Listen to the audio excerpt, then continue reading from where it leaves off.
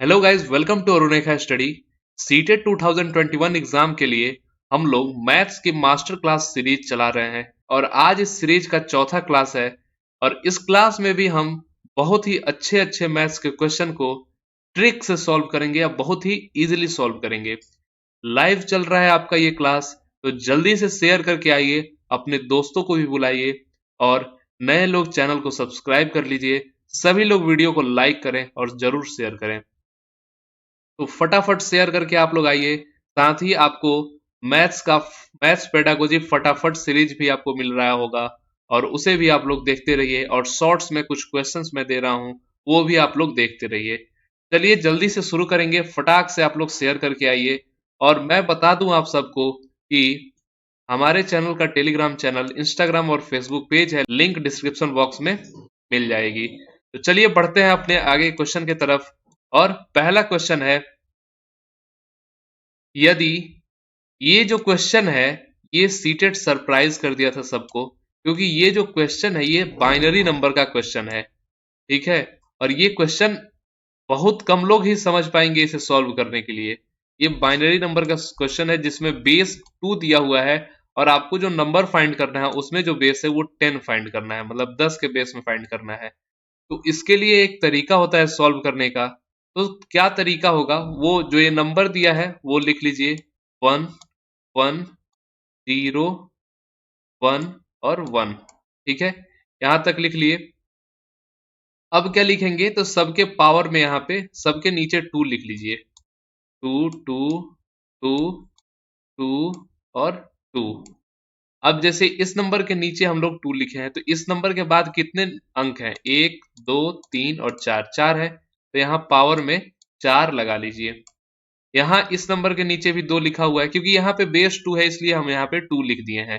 अब इस नंबर के बाद कितने अंक है, 1 2 3, 3 अंक है, तो यहाँ पे लिख दीजिए 3। यहाँ पे इसके बाद 2 है, इसके बाद 1 और इसके बाद 0। ठीक है, ये हो गया।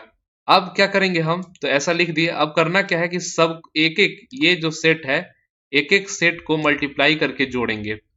जैसे 1 गुना 2 पावर 4 जोड़ 1 गुना 2 पावर 3 जोड़।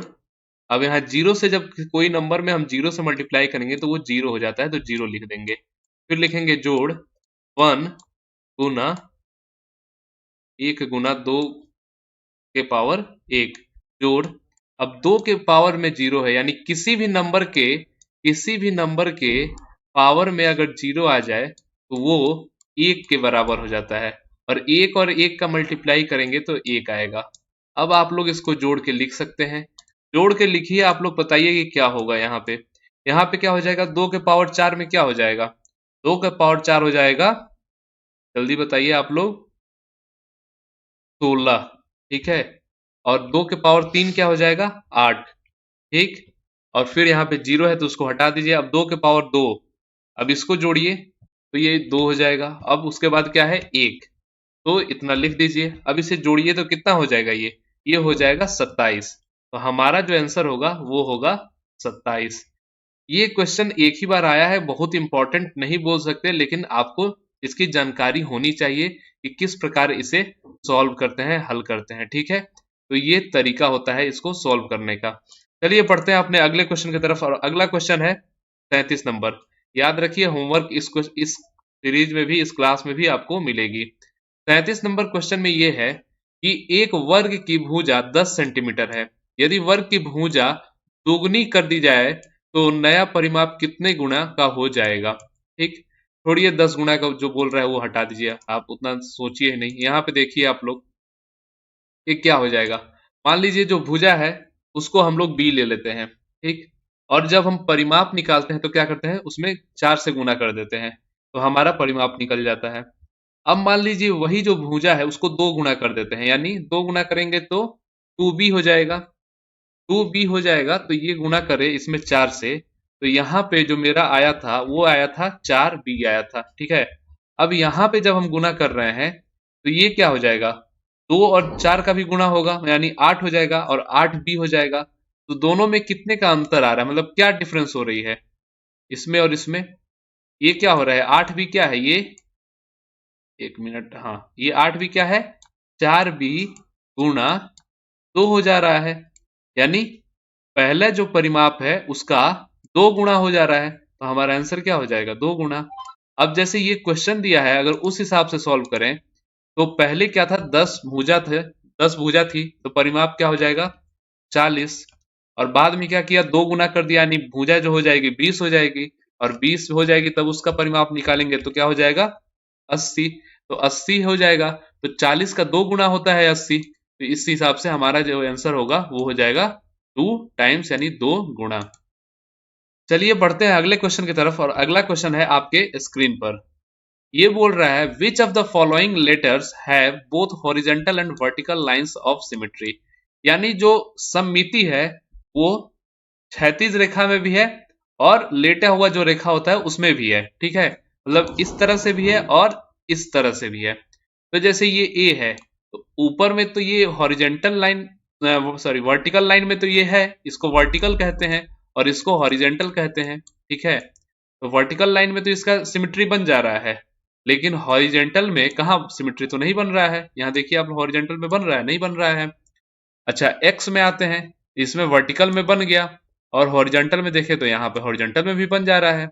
सी में वर्टिकल में नहीं बन रहा है लेकिन हॉरिजॉन्टल में बन जा रहा है, वहीं वाई में वर्टिकल में बन जा रहा है और हॉरिजॉन्टल में नहीं बन रहा है। इसका मतलब ए गलत, बी सही, सी गलत, डी गलत, तो यहाँ पे सही क्या हो जाएगा, बी नंबर ऑप्शन। चलिए बढ़ते हैं अगले क्वेश्चन की तरफ, और अगला क्वेश्चन आपके स्क्रीन पर। एक कुछ यहाँ पे रिलेशन दी हुई है, ठीक है, और बोल रहा है रिक्त स्थान की संख्या, तो हम पहले संख्या निकाल लेते हैं। तो यहाँ आप ही देखिए इस क्वेश्चन में, अगर 36 में, सॉरी 72 में 36 से भाग दे तो क्या आएगा, 2, ठीक, और 28 में 4 से भाग देते तो कितना आ जाएगा, 7। ये हमारा मान लीजिए कोई नंबर ए रहा हो, तो ये अब ए क्या आ जाएगा यहाँ पे, ये आप बता दीजिए क्या आ जाएगा, इन दोनों को गुणा कर देंगे तो आ जाएगा, यानी क्या आएगा, 14 आएगा, ठीक। अब हमारा ए क्या आ गया, 14। अब इस इन 5 जो ऑप्शंस आपको दिए हुए हैं इनमें से मिलाइए कौन कौन सा सही है 14 के रेस्पेक्ट में, 14 के संबंध में। तो ये 7 का गुणज है, मल्टीपल ऑफ 7, सही बात है, 7 में 2 से गुना कर दीजिए तो 14 आ जाता है। यह अभाज्य संख्या है, तो ये बिल्कुल गलत है, अभाज्य संख्या नहीं है, ये भाज्य संख्या है। 10 से कम है, ये भी गलत है, ये दोनों गलत हो गया, ये सही था। डी बोल रहा है, अच्छा एक मिनट, हमें क्या मिला, जिसमें बी और सी होगा, इन चारों ऑप्शन में जिसमें बी और सी होगा वो गलत हो जाएगा ऑप्शन, ये गलत हो गया, ये भी गलत हो गया, ये भी गलत हो गया, इसमें बी और सी कोई नहीं है, ये सही हो जाएगा। यहां से भी आप लोग देख सकते हैं, डी क्या बोल रहा है, सम संख्या, तो 14 एक सम संख्या होता ही है, और 56 का गुणनखंड होता ही है, 14 में 4 से गुना कर दीजिए 56 आ जाएगा, तो ये मतलब ए, डी और ई सही है, चौथा नंबर ऑप्शन सही है, ठीक है। चलिए बढ़ते हैं अगले क्वेश्चन की तरफ, और अगला क्वेश्चन है 47 नंबर, और ये क्या कह रहा है कि एक अध्यापक कक्षा 4 में छात्रों को निम्नलिखित कार्य देता है। कार्य क्या है, 25 टाइल को सभी संभव आयताकार व्यूहों में व्यवस्थित करना है। इस कार्य से निम्नलिखित में से कौन सी गणितीय अवधारणाओं को संबोधित किया जा सकता है। देखिए भाई क्या बोल रहा है, रेक्टेंगुलर यानी आयताकार में आपको रखना है, तो जब आयताकार में रखना है इसका मतलब क्या हो गया कि 2D, 2D का मतलब क्या होता है, जिसमें लंबाई और चौड़ाई हो, और 3D का मतलब क्या होता है, 3D का मतलब होता है कि जिसमें लंबाई चौड़ाई के साथ साथ ऊंचाई गहराई भी रहे, ठीक है, ऊंचाई रहे या गहराई रहे, ये सब रहे। लेकिन यहाँ पे क्या बोल रहा है कि आयताकार, और आयताकार में क्या होता है, लंबाई और चौड़ाई होता है, यानी 2D की बात कर रहा है। तो वैसे चीज होंगे जिसमें लंबाई और चौड़ाई आती हो, तो जैसे दोनों आती हो, लंबाई और चौड़ाई दोनों आती हो, उसके अलावा और कुछ नहीं। पहला ऑप्शन देखिए, इसमें क्या लिखा है, आयतन, तो आयतन तो ये 3D वाला हो गया, क्योंकि इसमें लंबाई चौड़ाई ऊंचाई भी आती है, तो ये गलत, पहले ही ऑप्शन ये गलत हो गया, तो इसको हटा दीजिए। आगे बढ़ते हैं दूसरे ऑप्शन पे, इसमें बोल रहा है क्षेत्रफल, चलिए भाई क्षेत्रफल कुछ हद तक मान लिए क्षेत्रफल हो गया। दूसरा बोल रहा है गुणनखंड, ठीक है, क्या बोल रहा है, गुणनखंड, चलिए गुणनखंड को हम समझाते हैं अभी। परिमाप, परिमाप सही बात है कि लंबाई गुणे चौड़ाई होता है। अब गुणनखंड क्यों होता है ये कि ये सही हो रहा है इसमें। गुणनखंड क्यों क्यों होता है, दो चीज को गुणा करते हैं तब तो उसका गुणनखंड हम निकालते हैं, मतलब किसी भी चीज का गुणनखंड निकालते हैं तो उसमें दो चीज का गुणा ही करते हैं, ठीक है। तो इस हिसाब से ये चीज सही हो जाएगा। क्यों? क्योंकि यहाँ पे हम लोग क्षेत्रफल निकाल रहे हैं तो क्षेत्रफल में क्या करते हैं, गुणा करते हैं, तो यहाँ पे ये गुणनखंड वाला सही हो जाएगा, ठीक है। अब यहाँ तीसरे ऑप्शन पे आते हैं, क्षेत्रफल सही है, परिमाप सही है, आयतन गलत है, तो ये भी गलत हो जाएगा। चौथे पे आते हैं, क्षेत्रफल सही है, आयतन गलत, लंबाई भी गलत, एक लंबाई बस अकेले लंबाई थोड़ी रहेगी, तो ये भी ऑप्शन गलत। तो बच ये रहा है दूसरा ऑप्शन, तो ये ऑप्शन हो जाएगा सही, ठीक है। चलिए बढ़ते हैं अगले क्वेश्चन की तरफ, और अगला क्वेश्चन है आपकी स्क्रीन पर। ये जो क्वेश्चन है ये क्वेश्चन आपको होमवर्क में मिल रहा है, होमवर्क करके आप लोग बताएंगे। चलिए आगे बढ़ता हूं, अगले क्वेश्चन पे आता हूं, 56 नंबर। और ये क्वेश्चन में लिखा है, एक स्कूल में आधे छात्र बैडमिंटन खेलते हैं, ठीक है, 1/4 छात्र वॉलीबॉल खेलते हैं, 1/8 छात्र टेनिस खेलते हैं, 1/16 छात्र शतरंज खेलते हैं और बाकी तैराकी के लिए जाते हैं। यदि वॉलीबॉल खेलने वाले छात्रों की संख्या 160 है तो कितने छात्र शतरंज खेलते होंगे। मान लीजिए हमारे जितने भी स्टूडेंट हैं वो कुल एस स्टूडेंट हैं, ठीक है। अब एस स्टूडेंट में वॉलीबॉल खेलने वाले 160 हैं, यानी यहाँ पे ऊपर देखिए लिखा हुआ है कि 1/4 छात्र वॉलीबॉल खेलते हैं, तो कितने हो जाएंगे, एस गुणा 1/4 हो जाएगा। और ये कितने के बराबर है, तो 160 के बराबर है। तो एस मेरा कितना हो जाएगा, एस क्या हो जाएगा, ये जो 4 नीचे वाला है ये चला जाएगा इधर और जाके गुणा हो जाएगा। तो जब ये इधर जाके गुणा हो जाएगा तो 160 गुणा 4 हो जाएगा। तो कुल छात्र इतने हो गए, कुल छात्र इतने हो गए। अब क्या बोल रहा है कि शतरंज खेलने वाले छात्र कितने हैं, तो शतरंज खेलने वाले छात्र 1/16 हैं। तो हम एस का क्या करेंगे, एस का 1/16 निकाल लेंगे। तो एस हमारा कितना है, 160 गुना 4 है, और उसका 1/16 मतलब गुणा 1/16, ठीक है।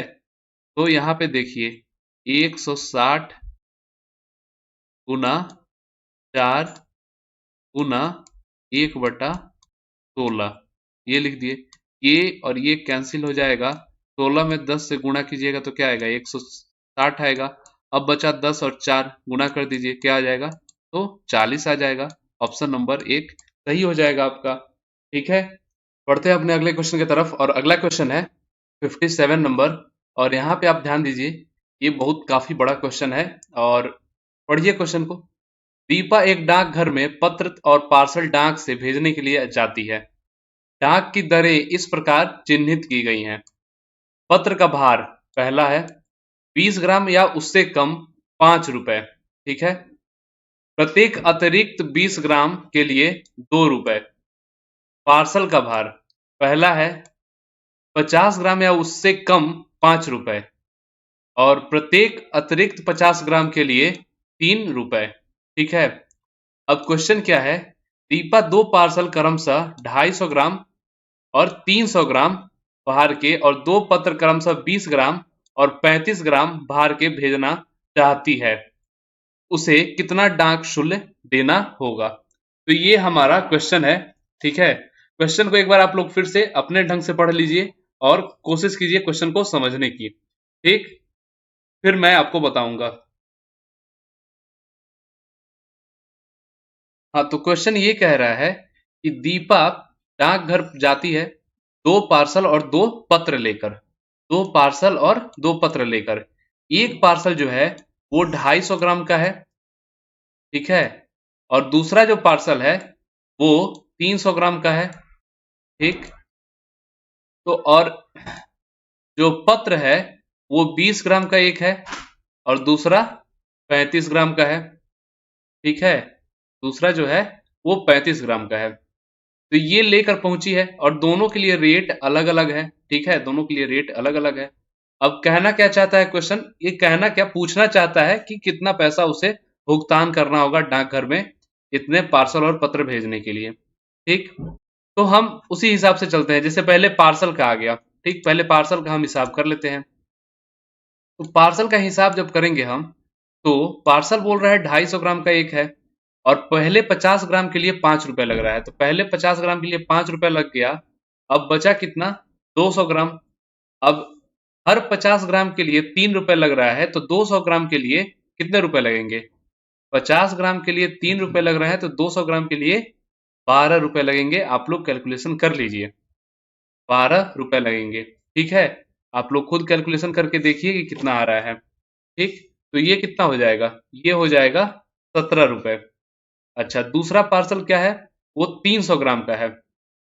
दूसरा जो पार्सल है वो 300 ग्राम का है। तो पहले 50 ग्राम के लिए 5 रुपए, और फिर अब बचा कितना? 250 ग्राम। तो 250 ग्राम, 50 ग्राम के लिए 3 रुपए, अब 250 ग्राम के लिए कितना लग जाएगा? तो आप लोग हिसाब कीजिए और जोड़िए, देखिए 15 रुपए आएगा। तो 15 रुपए यहाँ पे हम कर दिए। देखिए एक एक चीज मैं नहीं बता सकता, क्योंकि अब ये अंतिम समय चल रहा है, यहाँ हर एक चीज नहीं बताई जा सकती। अब आपको कुछ खुद से करना होगा। यहाँ आपको क्वेश्चन से रूबरू कराया जा रहा है कि कैसे एग्जाम में क्वेश्चन आते हैं, वो सब डिस्कस किया जा रहा है, ना कि आपको अब सिखाया जा रहा है। तो ठीक है, तो 15, ये कितना हो जाएगा? 20 रुपए हो गया। तो कुल जो पार्सल का जो हो गया वो कितना हो जाएगा? 17 जोड़ 30, ये कितना हो जाएगा? ये हो जाएगा 37 रुपए। ठीक है, तो ये हमारा पार्सल का निकल गया। अब निकलते हैं पत्र के लिए। ठीक, तो पत्र के लिए इधर हम लोग निकाल रहे हैं। ठीक है, ये हम पत्र के लिए निकालेंगे। तो पहला पत्र है 20 ग्राम के लिए, और 20 ग्राम के लिए या उससे कम के लिए 5 रुपए लग रहा है, तो 5 रुपए हो गया ये। तो पहला पत्र के लिए 5 रुपए हो गया। दूसरे पत्र पे आते हैं। दूसरा पत्र है 35 ग्राम का, तो पहले 20 ग्राम के लिए तो 5 रुपए लग जाएंगे, और बचा कितना? तो 15 ग्राम। तो 20 ग्राम हो या उससे कम हो, तो उसके लिए 2 रुपए लग रहा है एक्स्ट्रा में, तो वो 2 रुपए लिख दिए। तो ये कितना हो जाएगा? 7 रुपए। अब दोनों को जोड़ दिए, 5 जोड़ 7 बराबर कितना हो जाएगा? 12। तो 12 रुपए ये हो गया। तो कुल कितना हो जाएगा वो बताइए? तो 12 जोड़ 37 कितना हो जाएगा? 49। तो हमारा जो आंसर होगा वो ऑप्शन नंबर 4 होगा आंसर। 49 रुपए हमारा आंसर आया है। ठीक है, तो चलिए बढ़ते हैं अब अगले क्वेश्चन की तरफ। जल्दी से बता दीजिए सभी लोग को समझ आ गया या नहीं। चैट बॉक्स में आप लोग लिखते रहिए। जिन्हें ना समझ आए, हमारे टेलीग्राम डिस्कशन ग्रुप में पहुंच जाएंगे। नए लोग चैनल को सब्सक्राइब कर लेंगे, वीडियो को लाइक सभी लोग करेंगे। चलिए अब बढ़ते हैं अगले क्वेश्चन की तरफ। और अगला क्वेश्चन ये है आपके स्क्रीन के सामने। और क्वेश्चन क्या कह रहा है? क्वेश्चन कह रहा है कुछ अंक दिया हुआ है यहाँ पे, और उसे इस तरह से इन गैप्स में आपको भरना है। यहाँ पे जो खाली स्थान दिया हुआ है उसमें इस तरह से भरना है कि इनका जो योग होगा, यानी जोड़ करने पे सबसे अधिक होगा। ठीक, तो आप बताइए, इकाई स्थान और दहाई स्थान और सैकड़ा स्थान में सबसे बड़ा कौन होता है? सैकड़ा वाला। तो सैकड़े स्थान पे हम क्या करेंगे? सबसे बड़ा जो नंबर होगा दोनों, वो दोनों रखेंगे। तो इस पूरे में सबसे बड़ा कौन है? 8 और 7। एक जगह 8 रख दिए, ठीक है, और यहाँ पे 7 रख दिए। अब उसके बाद सैकड़ा के बाद, सैकड़ा स्थान यानी 100 प्लेस के बाद 10 प्लेस यानी दहाई स्थान पे बड़ा नंबर रखेंगे, तब ज्यादा बड़ी संख्या आएगी, योग उसका बड़ा आएगा। तो यहाँ पे रख दिए 6, और यहाँ पे रख देंगे 4। ठीक, अब बचा ये 2 और 3। तो अब किसी को भी ऊपर रख, किसी को नीचे रख दीजिए, कोई अंतर नहीं आने वाला है। तो यहाँ 3 रख दिए, यहाँ पे 2 रख दिए। अब इनको हम जोड़ेंगे। तो इनको जब हम जोड़ेंगे तो नीचे क्या हो जाएगा? ये 3 और 2 5। अब देखिए इकाई स्थान पे मेरा क्या आ गया? 5। 5 जैसे इकाई स्थान पे आया, ये वाला ऑप्शन सही होगा। अब जाइए, अब क्वेश्चन को सॉल्व करना छोड़ दीजिए, यहीं से हमारा क्वेश्चन सॉल्व हो जाएगा, क्योंकि और किसी में तो इकाई स्थान पे 5 है नहीं, बस इसी ऑप्शन में है, तो ये हमारा सही आंसर हो जाएगा। चलिए बढ़ते हैं अगले क्वेश्चन की तरफ। और अगला क्वेश्चन है, काफी बड़ा देखने में लग रहा है ये क्वेश्चन। पढ़िए एक बार क्वेश्चन को। क्वेश्चन क्या बोला है? क्वेश्चन बोल रहा है नई दिल्ली से नई दिल्ली चेन्नई राजधानी एक्सप्रेस गाड़ी की निम्नलिखित रेलवे समय सारणी को पढ़िए और प्रश्न का उत्तर दीजिए। और कुछ यहाँ स्टेशन पे उसका अराइवल और डिपार्चर यानी आगमन और प्रस्थान का समय दे दिया है। और क्वेश्चन पूछ रहा है निम्नलिखित में से कौन सा कथन सही है। अच्छा, मतलब हमें एक एक ऑप्शन को पढ़ना होगा और सही गलत बताना होगा। ठीक है, तो पहला ऑप्शन है, पहले ऑप्शन में कह रहा है कि भोपाल से विजयवाड़ा की यात्रा का समय 13 घंटे 10 मिनट का है। तो भैया भोपाल से कब निकल रही है, तो भोपाल से यहाँ लिखा है 00:05 पे निकल रही है। ठीक, तो इसका मतलब क्या होता है, इसका मतलब ये हुआ कि रात के 12:05 पर ये यहाँ से ट्रेन खुल गई है, यहाँ वहां से चल पड़ी है। अब यहाँ पे विजयवाड़ा में पहुंच कब रही है, तो ये पहुंचने का समय हुआ, वहां का पहुंचने का समय है 14:15, यानी उसी दिन पहुंची है 14:15, यानी शाम के 2 शाम नहीं दोपहर बोलिए, 2:15 पर। तो पहुंचने में कितना समय लगा, 14:15 से आप घटा दीजिए।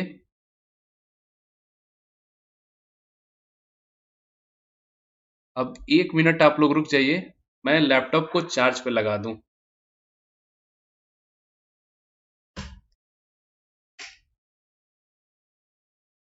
हाँ, तो ये अगर हम यहाँ से घटाएं तो कितना आ रहा है, सीधा सीधा दिख रहा है, ये 10 मिनट यहाँ पे हो जा रहा है और यहाँ पे 14 घंटे हो जा रहा है।